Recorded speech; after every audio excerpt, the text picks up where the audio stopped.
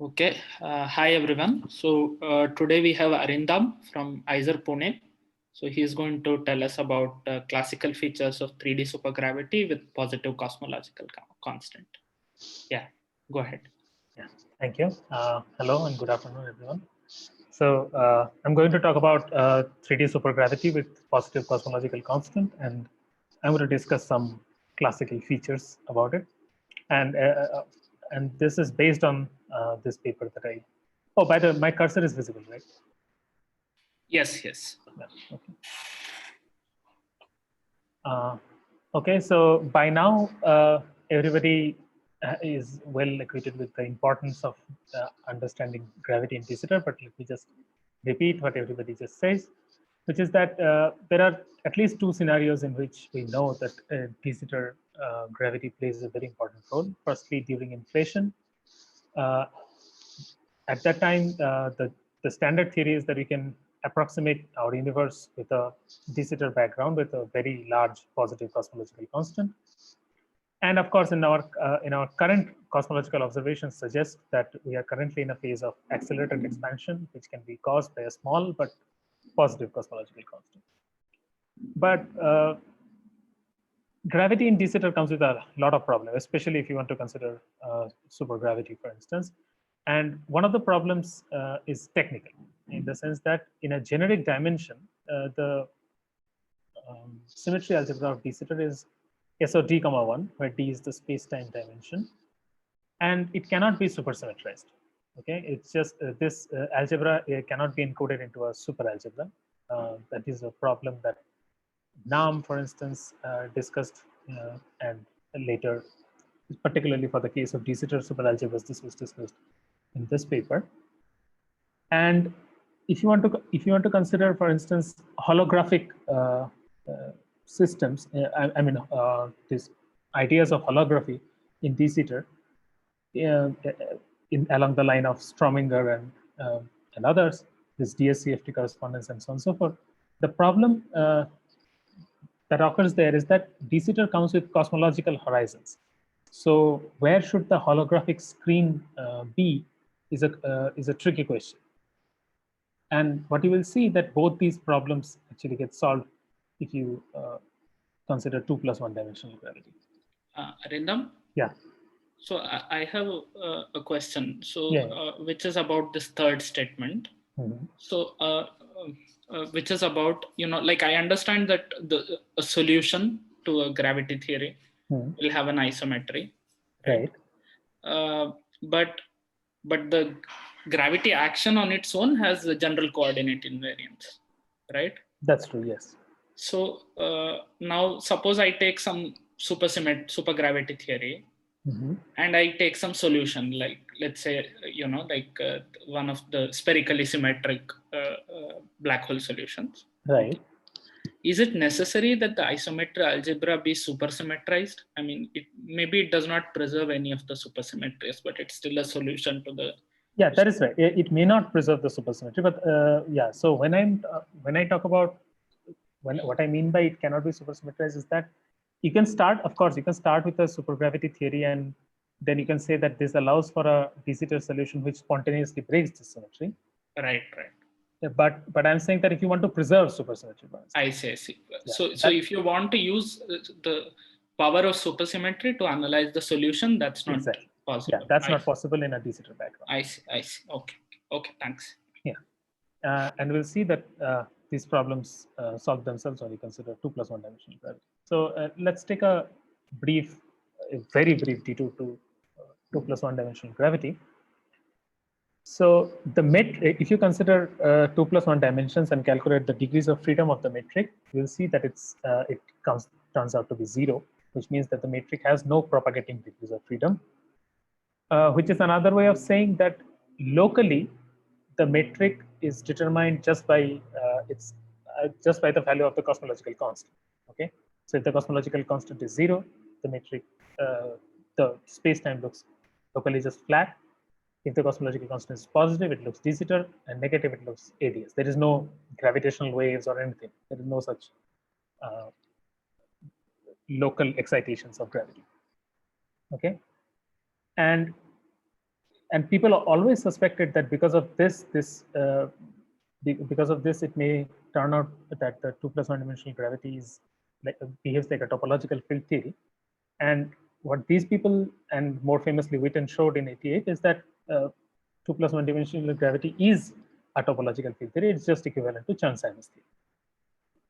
And because Chern-Simons theory is a topological field theory, so you need to, it's a gauge theory. So you need to choose a gauge group for the theory. And what Witten showed is that depending on the value of the cosmological constant, you just fix your Chern-Simons gauge group. Okay, so if the cosmological constant is 0, the gauge group you choose is SO 2,1, which is nothing but the symmetry algebra of the flat space in 3 dimensions.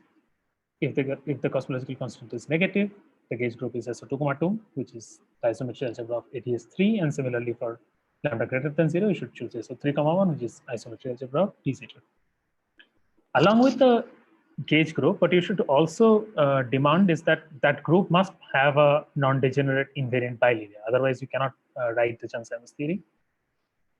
And what you can show is that for supergravity, all you have to do is to consider supersymmetric extensions of these groups. And if you can find a supersymmetric extension of this group, which has a non-degenerate invariant bilinear, then you're done. Then you can just take that gauge group and write a Chern-Simons theory of that group. So at least classically, you have a supergravity theory. So this is the de Sitter algebra, which is SO 3,1, and in 3D, the algebra looks like this. Okay, and what you can easily show is that if you take this gauge group, you put it in Chern-Simons action, and you expand the gauge field, the connection, this A, the gauge field, like this, in terms of the generators of this gauge group, where EAs are your Weyl-Wins and omega A's are your spin connections. You put this here, you calculate the trace and everything, and you'll see that this action directly boils down to Einstein-Hilbert action, where of course you have to ultimately relate this kappa with Newton's constant. Okay, so this is basically just how you write the de Sitter, how you write Einstein-Hilbert action with positive cosmological constant. So lambda is the cosmological constant? Lambda is proportional to the cosmological constant. Yes. I see. Okay. So as you can see that if lambda goes to 0, this looks like a flat space algebra, right? P coming. Right. Okay, so all we have to do in order to write a supergravity theory is to find the algebra that supersymmetrizes this. So what I mean by a de Sitter superalgebra is that it should satisfy the following conditions. Okay, that the bosonic sector should be SO d,1 plus some G, some internal algebra, and it should have a spinorial covering, which should be a classical Lie group. Okay, and for a generic dimension, but again, these people showed that for a generic dimension, this is not true. But for 2 plus 1 dimensions, in which case the algebra is just SO 3,1. SO 3,1 we know is locally just SL2C, and SL2C has spinorial representations. So using this, you can find a superalgebra, which is these OSP algebras, which has a bosonic sector of this sort. Okay, so if you, for instance, consider these OSP groups, the bosonic sector looks like SL2C cross SON. So Arinda? Yeah, sorry. So Subronil has a question in the chat. So I'll just read it out to you. So he's saying in quantum mechanics, the kappa is supposed to be discrete. Does that mean in 3D gravity, Newton's constant is discrete? Newton's constant is a constant. Okay. Can you go back to your previous? Yeah. So he's talking about this. Yeah. So yeah, I understand.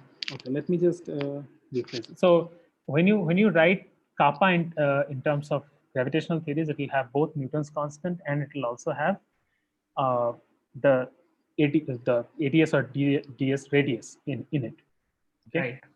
Now the point is that if you demand that it is discrete, you can demand that it is discrete, but then what that would mean is that the allowed radiuses for these ADS or de Sitter spaces are discrete.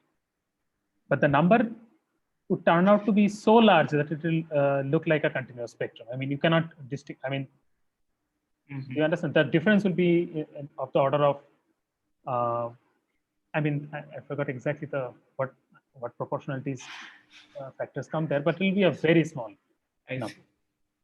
Okay, but strictly speaking, is it demanded to be discrete, or does the analysis not demand that? The reason that you say that the Chern-Simons level is discrete comes from some higher dimensional considerations, right? In general, when I'm talking about this classical theory here, and I want to emphasize that till now I'm just considering classical Chern-Simons theory. In classically, you don't need this kappa to be discrete. I see. Okay. All right. Okay. So yeah, as I was saying, that all these algebras have this sort of a structure in the bosonic sector. So these algebras can act as de-Sitter superalgebras. So for instance, we consider n equals to 1, in which case there is no non-trivial internal algebra. It's just the bosonic sector is just SL2C. And this algebra just looks like this. Okay, and fortunately, this algebra also has a non-degenerate bilinear. So using this, we can write a supergravity theory. But because we want to do holography with this theory, I want to. Sorry, is there another question? No. I mean, he just said that he got his answer. So he was concerned about the dimensions. Oh, okay. So, but we have to do holography. So I want to write this this algebra in a new basis. So I do this sort of a basis chain. So you see there are these generators J's and P's. These U alphas and V alphas are fermionic generators, and I do this sort of a basis change. And if I do this algebra sort of becomes this. Okay, it sort of breaks down into two sectors. There is this plus sector, and this J plus, which consists of these J plus operators and these Q alphas. And then there is this minus sectors, which consists of J minuses and Q bars. And they don't talk to each other. So these two algebra sort of like factorizes. Arindam, is there a contraction of this when lambda goes to 0? Would it give the 3D? That's right. Yes. So yeah. So even in the first basis, you saw that if lambda goes to 0, this gives. Yeah. Right. So the point is that, from this algebra also you can take a lambda goes to 0 limit, but then you'll have to take some particular combinations of J pluses and J minuses and scale them with lambda and so on. I see. I'm a bit confused because QQ bar closest to P in this. I see. That's right. So if you just look here in this basis, I see. You. I see. Right. Okay. All right. Thanks. Yeah. So this is the algebra in my new basis, and now what you can show is that I can write a Chern-Simons theory with just these generators, and another Chern-Simons action with just these minus operators, and I can take a linear combination of them, and that will give me Einstein-Dilbert action back. Now, previously, you remember that when I wrote this Chern-Simons this connection, this gauge field, the coefficient of P is what I was calling the Wheel-Beams, and the coefficient of J is what I was calling the spin connections. Now the coefficients are sort of mixed because I've done a basis change, but ultimately all the information of the supergravity theory is here. Okay, so it will be clear why I did this basis change, but the point is that these two, the supergravity theory you can write with this algebra here, and this supergravity theory is equivalent. Okay, so why did I do this basis change? So before discussing about that, let's just briefly talk about the structure of de-Sitter spacetime. So this is how the Penrose diagram of de-Sitter looks like. Okay, the spatial slices are compact. These are basically S2s if you consider 2+1 dimensions. And the boundaries are time like exists at time like infinity. So at t goes to minus infinity, you have this past conformal boundary, which I'll call scry minus, and at t goes to plus infinity, you have this future conformal boundary, which is scry plus. Okay. Now, consider a static observer, for instance, who's in this south pole. So suppose a static observer just stays along this line. From this diagram, from this Penrose diagram, it's clear that if you consider this blue region, okay, this blue region is the region from which information or signals can reach the static observer. Okay, outside this blue region, no signal can come and reach this this observer, because then they'll have to travel at faster than the speed of light. And if this observer is, for instance, if you think that this observer is giving away signals, then these signals will only reach this upper triangular region. Okay, it will never go past that. So that means is that for static observers, de Sitter has a cosmological horizon, and this was the problem of de Sitter CFT correspondence, is that when you naively talk about de Sitter CFT correspondence, the holographic screen at which the holographic dual must reside should be these boundaries, this scry pluses and scry minuses. But they lie beyond the cosmological horizon of this observer. So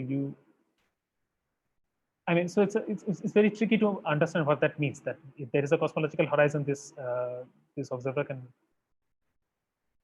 never influence, for instance, anything that is happening at scry minus, or anything that is happening at scry plus can never influence this observer. Okay, so the original formulation of this de Sitter CFT correspondences, for instance, use Pfefferman-Graham coordinates, and in de Sitter, these Pfefferman-Graham coordinates break down beyond this cosmological horizon, so they do not come in this greenish region, which is basically the overlap of this yellow and green regions, which I'll call the static patch. So I'll need a new coordinate system if I want to discuss holographic ideas in this static patch. And what I'm going to do is I'm going to use some Eddington-Finkelstein type of coordinate system, which will be defined in this whole upper triangular region. Okay.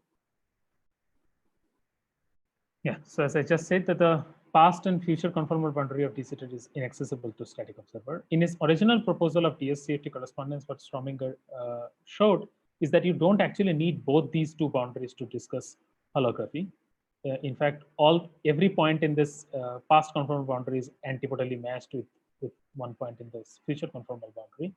So you only need to consider one of these screens if you want to write a holographic dual.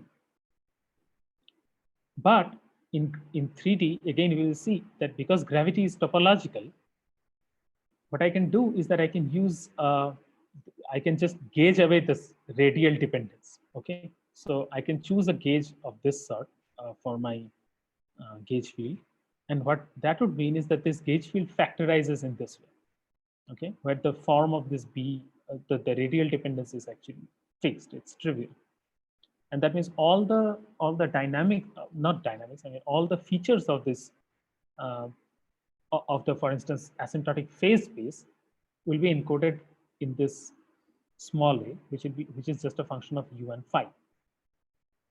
And because this is just a function of u and phi, I can consider its features in any fixed radial slice. Okay, and in particular, I don't need to consider the r goes to infinity slices. Rather, I can come to any finite r and impose the same sort of boundary conditions that I would have imposed at these conformal boundaries. Okay, and thus, and this was the work of Compere and Loradone and people, and they showed is that the idea of these asymptotic symmetries, which exist in higher dimensions, can actually be described and extended anywhere in the bulk, and in particular inside this static patch. Okay, and we will do the same sort of analysis in case of our supergravity theory and write a holographic dual at the boundary of the static patch. So we'll write a holographic dual which lies at this boundary. Okay. Is there a question till now? So Arindam, so in what sense is the radial dependence gauged away because A still has this B of R dependence, right? Sorry, space still has the what?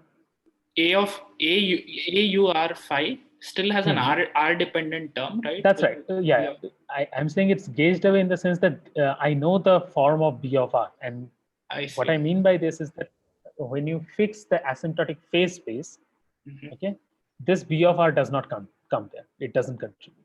I see. Okay, so then I can just define. Yeah, go on.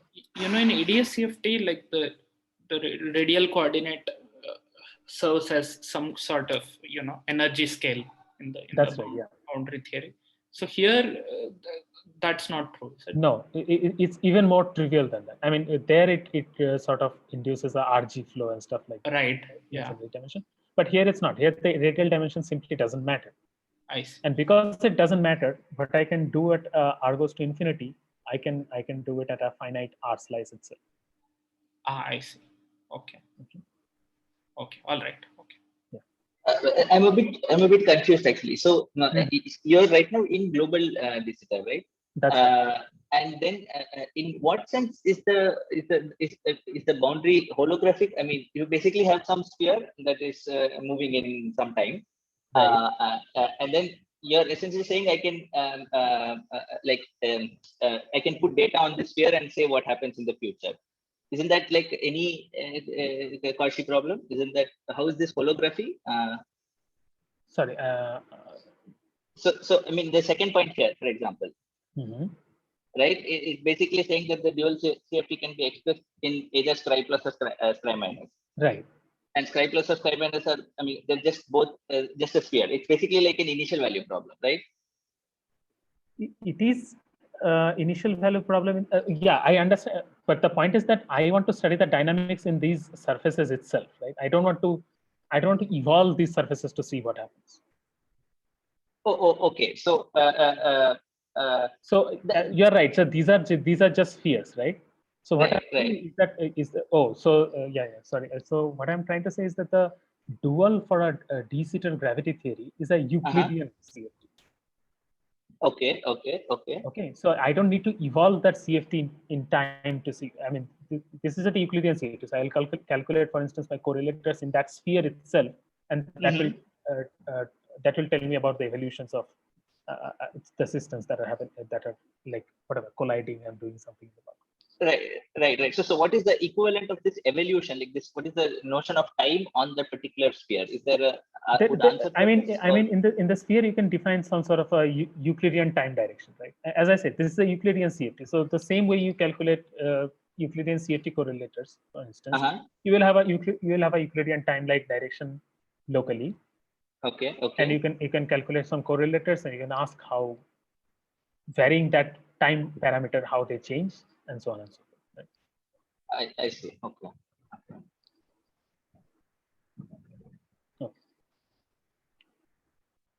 Okay. So yeah. So what basically we're going to do is that we're going to do this same sort of analysis with supergravity. Okay. So how do you do this asymptotic analysis in 2+1D?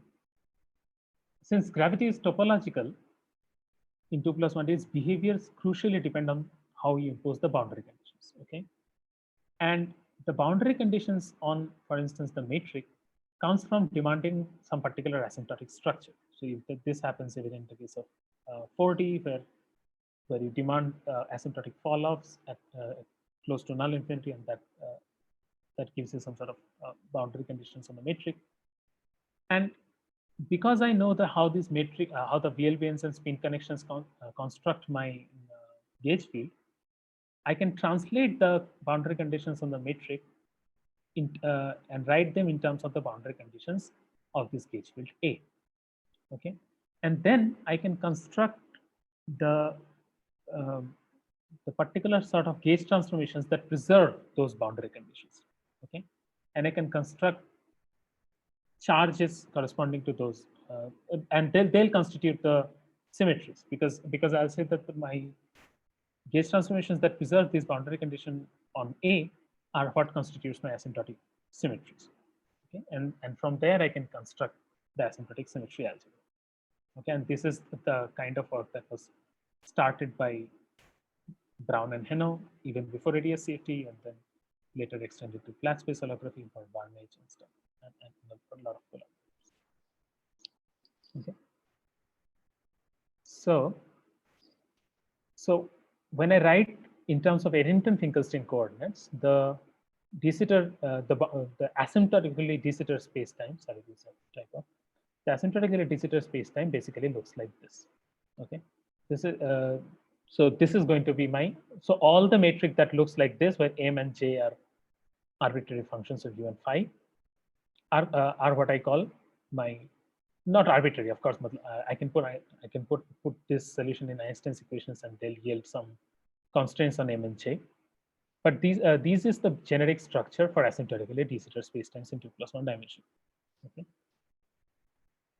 And this is the boundary condition that I want to impose. I want to impose that all the metric that I consider asymptotically looks like this. So in time like, so I can do a coordinate transformation here. I can define this t plus and t minus coordinates.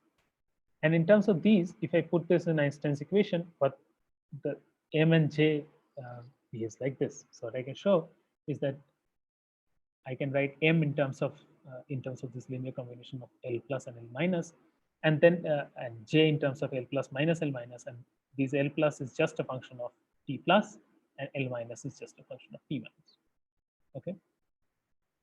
So once I do this, what I'll see is that this part of the gauge field, the part of the gauge field which just depends on U and phi, asymptotically should look like this.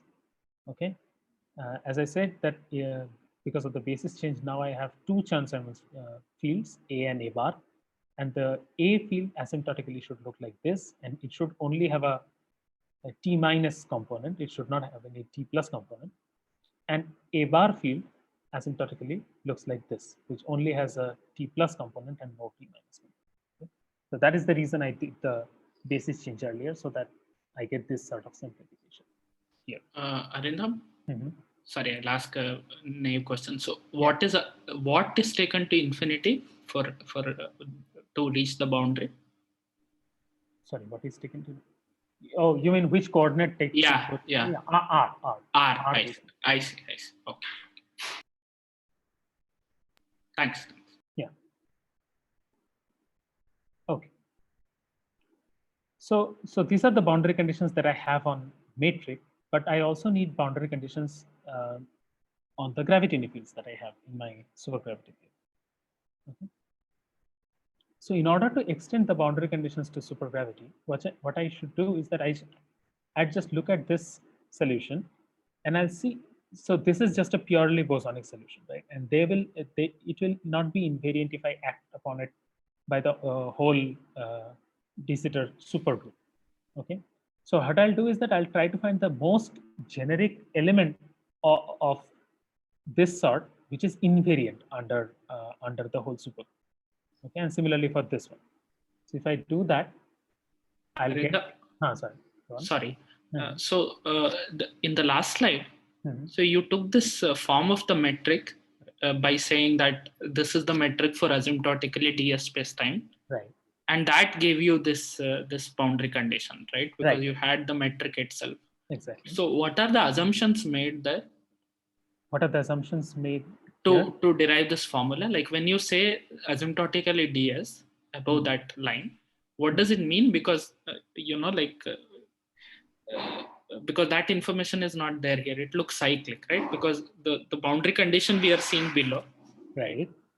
Whereas this is the same boundary condition. I mean, this condition and this condition is the same condition. Right? Yeah. You're just translating the metric condition to the Chern-Simons condition. That's right. Yeah. So when you derive the metric condition, right? What do you mean when you say asymptotically ds? The Riemann tensor is ds. Yeah. So if you calculate the Ricci and Riemann tensor constants, you will know that it behaves.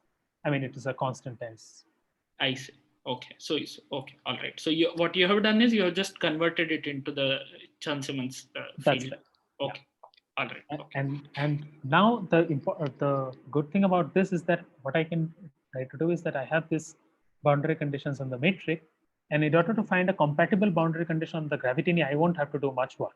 Just have to say that I know the gauge field structure, the bosonic part of the gauge field structure, and then I'll construct the most general element in the orbit of this. Okay, so I have the DS supergroup. I'll act on it by a DS supergroup, and I'll see what is the most general element of its orbit looks like. And that will be my boundary condition for the full gauge field. And if I do that, this is what the boundary conditions looks like. Okay, so again, the unbarred part is still a function of T minus only, and the barred part is a function of T plus. And now you see these Q minus and Q bar minus appearing. Sorry, is there a question? Arindam, sorry, Yeah. Can you hear me? So de Sitter, to go to the boundary, you need to go along the time-like direction, right? That's right, because the boundary is a time-like infinities. Yes. So R going to infinity is time-like, is it? R going to infinity is time-like, yes. Okay. And so if I expand everything in this Huffman-Graham coordinates, it will look exactly the same with R replaced with T. That's right, yes. Okay, thanks. Yeah. Okay, so now that we have these boundary conditions, I can calculate the gauge transformations that preserve these boundary conditions, and from there I can calculate the charges and write a asymptotic symmetry algebra for the charges. And in terms of the Poisson brackets, this is what they look like. Okay, Sorry, Arindam, just one more this thing. It might be a bit of a spoiler, but then the way you're proceeding, it should be that if I take the DS radius, I think you call it L, and if I make it imaginary and continue it, I should get the ADS3 answer. Right? That's right. Yeah, exactly. Okay, thanks. Yeah. And if you take it to 0, you should get the BMS3 algebra, for instance, or the supersymmetric extension. Exactly. And just a technicality, in DS3, is there in DS3 instead of a BTZ, you will have some cosmological thing. Yeah. That's what the thing. Yeah, exactly. Okay, thanks. Okay, so if I just take for instance, unbarred part, and I try to find all the asymptotic symmetry algebra that preserves these sort of boundary conditions, this is what it looks like. And similarly, there will be a barred sector. And as Rohan just said, that if you take this and take the radius, the DS radius, and make it imaginary, you will get the Virasoro algebra that is there at the boundary of ADS3 spacetimes. Okay, so now what I want to do is that I want to write a holographic theory on the boundary and see what that holographic dual looks like for my supergravity theory. Okay, and for that, what I want to do is that I want to write these boundary conditions in some particular way, and I'll break them into two parts. So the first part of the boundary condition is just this. It's that there is no T plus component in the unbarred sector, and there is no T minus component in the barred sector. And the second part is that the for instance, J2 component does not appear here. The J2 component doesn't. The J2 plus component doesn't appear in this expansion. The J2 minus component doesn't appear in this expansion, and the coefficient of J1 is fixed. It's just I by L here and minus I by L here. Okay. So these are the boundary conditions. What I'll show is that the Chern-Simons theory that I'm writing will boil down to a Weissenberg-Newton model using this first set of boundary conditions, and using the second set of boundary conditions, I can further reduce that Weissenberg-Newton model to a Euclidean Liouville theory at the boundary.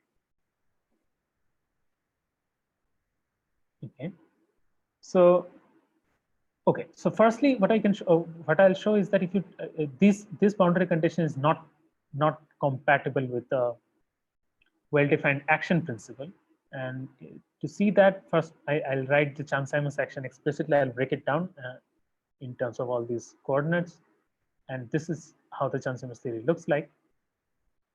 And then if I vary this action and write the total variation of the Einstein-Hilbert action, which is a linear combination of Chern-Simons action of A and Chern-Simons action of A bar, then I can see that the variation of Einstein's action is not zero. It's the equation of motion plus some boundary piece.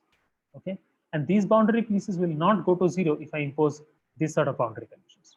Okay, but because my boundary condition is saying that the T plus component of A should go to zero, whereas here all I have is the AU del A phi sort of a term. Okay. So in order to have a well-defined action principle, I need to add some extra boundary pieces to this action, and these are the boundary. It turns out these are the boundary pieces that I need to add to this total action in order to make it in order to have a well-defined variation. Okay, so I have this, and there's another thing that I'm going to use, which is this. I know that the equation of motion is just this for Chern-Simons field. It just means that the field strength is zero, and this implies that that locally this field is just pure gauge. It just looks like this, and I have already imposed this gauge condition, del phi of AR equals to 0, which would mean that this H, this capital H, would break down into these two parts, one which is a function of U and phi, and the other which is a function of U and R. And if I take this, put it in my action. So for instance, I just consider the unbarred part of the action, which is this term and then this term.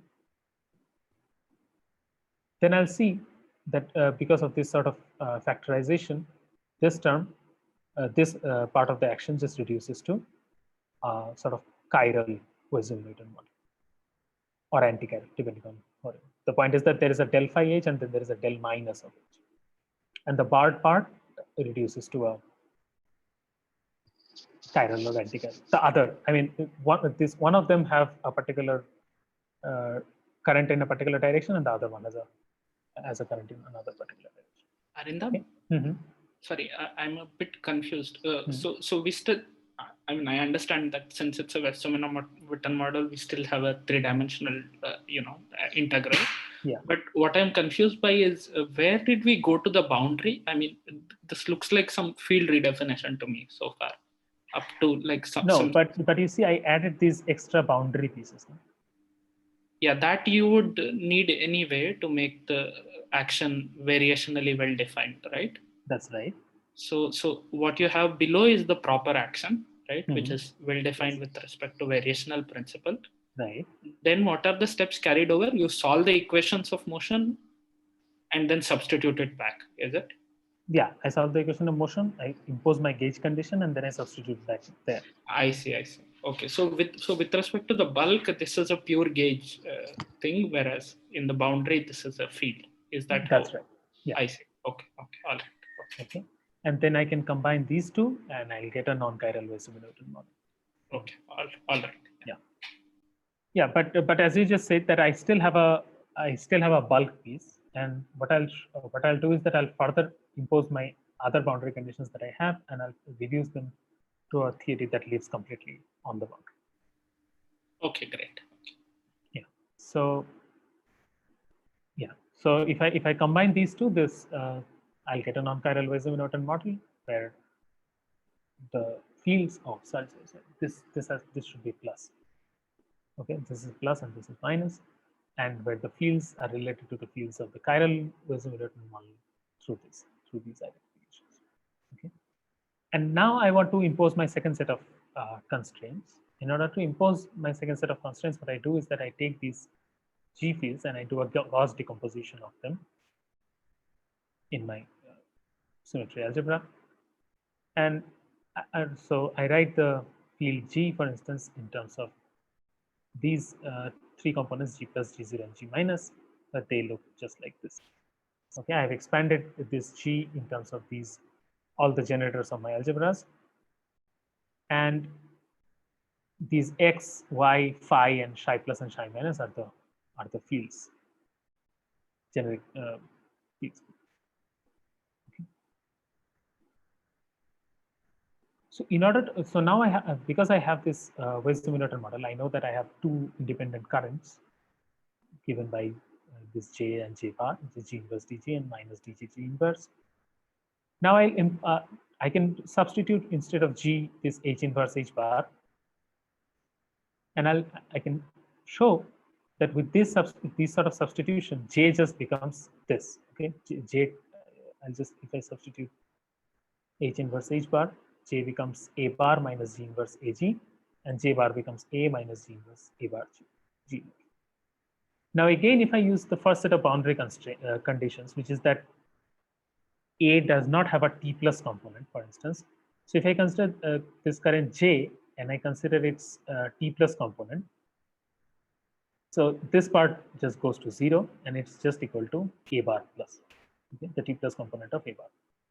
And similarly, if I consider J bar, the T minus component, for the T minus component of J bar, this part will go to 0 and I'll just have A minus. Okay. So because now my currents are nothing but just A bar plus and the other current is just A minus, I can impose the boundary conditions that I had on A and A bar in the components of these currents itself. Okay, and if I impose those conditions, I will see that I can write the X and Y field that was appearing in my Gauss decomposition in terms of the fields phi and psi plus and psi minus. I'll have few other conditions which will relate the derivatives of these fields with each other. And so what that basically means is that I can write my total field theory without using these X and Y fields, just in terms of these phi fields and psi plus and psi minus fields. And if I do so, this whole, also the 3D piece in the Weiss-Newton model that I had, through this Gauss decomposition, I can show that just behaves like a total derivative piece. So finally, I'll have this action, which is nothing but a Euclidean Liouville theory at the boundary. Arindam, so just for clarity, so when you say imposing the constraints, you mean that there was a general form of A plus and A minus for asymptotically DS, right? But demanding this to be of that general form, is it? You're not really going to the boundary, but you're demanding that form. Is that right? That's true. So as I say, that I can demand that form in any fixed radial slice, right? Right. Yeah, that's fine. Okay, yeah, right. So yeah, so and as you see that the final action is written in terms of dt phi. I mean, in a boundary which is where the coordinates are dt phi, so r is kept fixed. Okay, and this is the action which this is the Euclidean Liouville theory, and this is what I call my classical holographic dual at the boundary. Okay, so yeah, that's basically what I wanted to say. I'll just have some few final remarks. These dual theory that I wrote, this is just a classical holographic dual, and and it does not encode any information about, for instance, if you have non-trivial holonomies in the bulk, it does not encode the information of that. What you can show is that the phase space of 3D actually does have non-trivial holonomies if you have, for instance, particle degrees of freedom and so on and so forth. But this dual theory does not encode that information. That's first. Secondly, I have shown that the asymptotic symmetry algebra earlier, and that had a central charge, central extension. And those central extensions, at least in the case of flat space holography, it was shown by a paper by Boot Morvis and Max Riegler, that they get some quantum corrections. So similar sort of quantum corrections can occur in this symmetry algebra as well. Yeah, nobody actually knows. And as Rohan just said a few minutes back, that the flat limit of these algebra corresponds to some super B-mystery algebra. And if you take this L goes to IL, this boils down to the symmetry algebra of ADS, asymptotic symmetry algebra of ADS. Yeah, that's all I want to say. Thank you. Okay, so let's all thank Arindam for that wonderful talk. Okay, so are there any questions?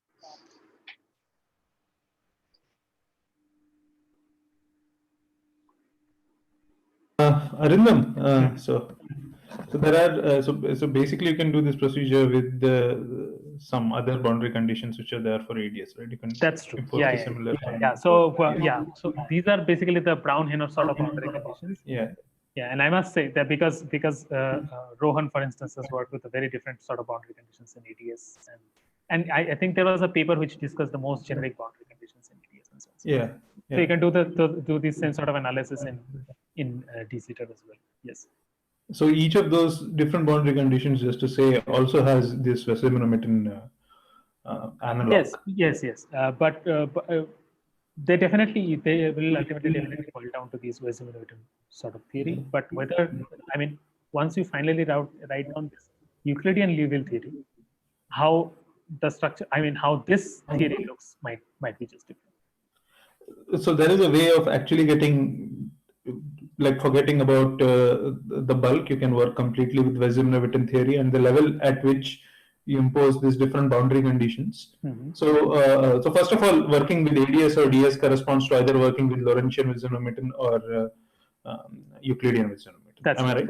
Yeah. So then the way you mimic the imposition of these boundary conditions on the Weissenberg-Hamilton theory is by saying that you construct conserved currents in the Weissenberg-Hamilton theory and you impose certain constraints on these conserved currents. So, for example, Brown-Hinault corresponds to 1. So I'm saying for the other boundary conditions, even the ones which we had explored, even for those, and even for like Strominger kind of stuff, the constraint on the currents is known. So you can actually also get this entire story from the. Exactly, I agree. So up to this point, nothing will change. Up to this identification, nothing will change, and then because you will have different sort of boundary behavior for these A bars and A fields. Yeah, exactly. Yeah, I agree. And you can do the same thing, I think, in DS also. So yeah, definitely, yes.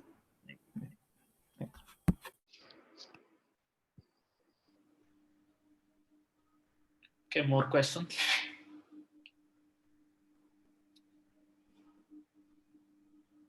Okay, I have 2 questions. So maybe I can ask one. So in the last slide, so you said this quantum corrections were there, right? So so that was in ADS. This this work was actually done in flat space.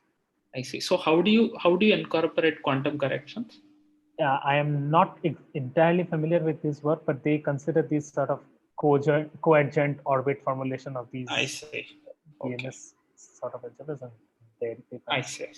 Okay. And my second question is a bit vague. So in the previous slide, so you obtained this Euclidean action in the boundary, right? So now what does it allow you to compute at the boundary, and how does it correspond to some quantity in the bulk? Like, what is the dictionary? Because I don't know much about DSCFT done this way. So, I mean, does it allow you to compare correlators or? I mean, in principle, yes. The reason I'm wary about saying what exactly does these correspond to is because 3D gravity with for instance particle insertion and so on and so forth is a very tricky thing. Okay, as I said, that if you introduce, for instance, particles, you introduce conical defects in the right. Okay, so I should not probably comment on what exactly. Yeah, but in ADS-CFT, I mean, in the case of ADS, you would still get correlators. Suppose but probably not for gravity. But, I mean, in the case of ADS, for like scalar fields and stuff. Yeah, exactly. Right. Yeah. Okay. Okay. All right. Yeah. Okay. Thanks. Yeah. Sure. Okay. Are there any more questions?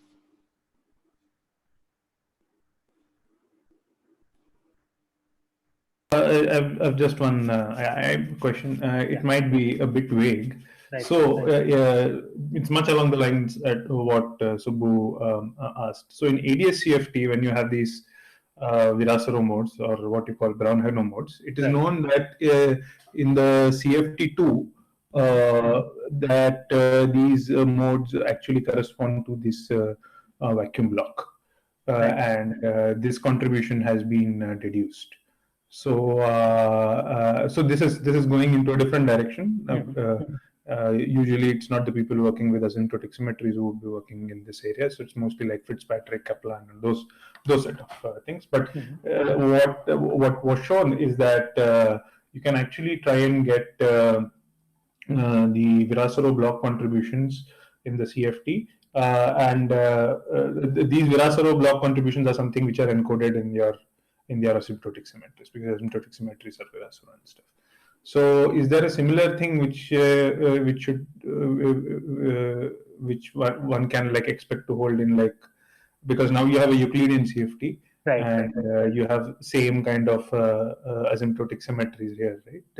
Right. So yeah, I don't know about these vacuum blocks. I do not know if this is just different. I mean, you can show that these.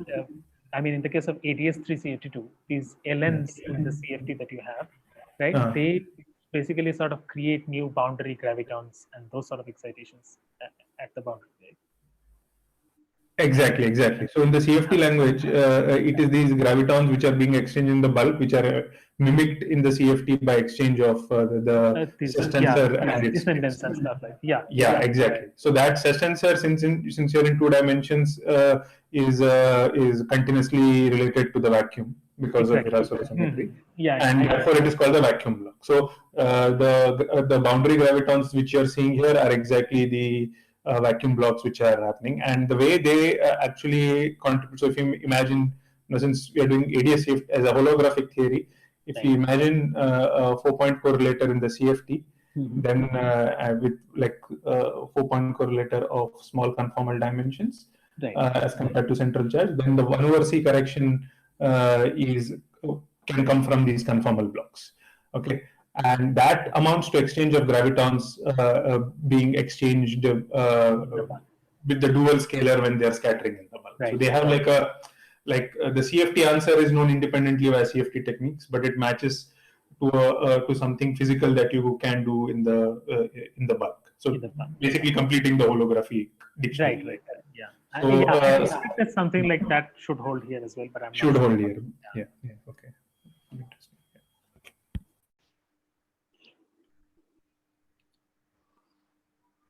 Okay. All right. So let's thank Arindam once again, and I'll stop the recording.